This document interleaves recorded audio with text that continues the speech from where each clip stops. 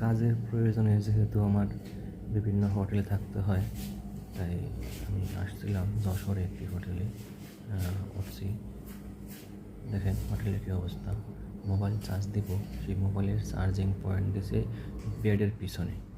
হ্যাঁ, তারপরে হোটেল তো নোংরাই আছে। একটা 500 পাওয়ারের ভোল্টেজ লাইট লাগায় রাখছে মাথার উপরে, যা খুবই বিরক্তিকর।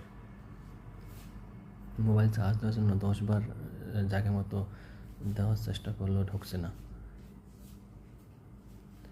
এছাড়াও নানা সমস্যা রয়েছে রুমের মধ্যে।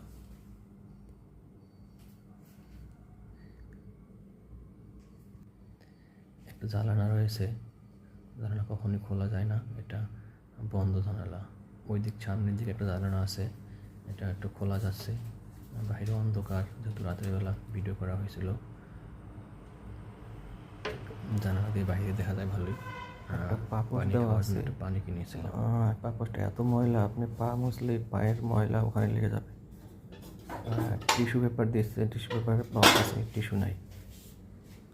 কমোড রয়েছে, কমোডের ফ্ল্যাশটাও কাজ করছে না। এদিকে কে জানি আন্ডারওয়্যার রেখে গেছে, আর ময়লায় ভিতরে মশা জমে আছে। কি একটা অবস্থা! এই হোটেলে ভুলেও করবেন না। পানিও খেতে না, এই পানিটা আমি বাইরে থেকে কিনে নিয়ে আসছি।